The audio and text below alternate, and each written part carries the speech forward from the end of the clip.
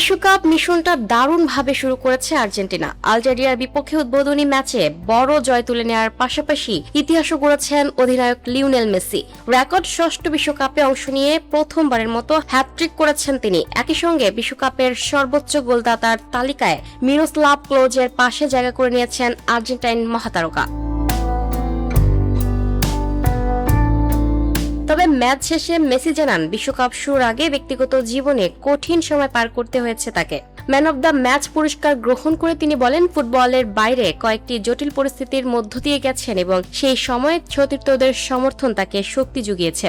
Match নিয়ে Messi বলেন, আলজেরিয়াকে সহজ প্রতিপক্ষ হিসেবে নেওয়ার সুযোগ ছিল না। দ্রুতগতির ও পরিশ্রমী খেলোয়াড়ে ভরপুর দলটির বিপক্ষে শুরুতেই গোল পাওয়ায় আর্জেন্টিনা ম্যাচের নিয়ন্ত্রণ নিতে সক্ষম হয়েছে। প্রথমার্ধে কিছুটা চাপে থাকলেও দ্বিতীয়ার্ধে নিজেদের সেরা খেলাটা খেলতে পেরেছে দল।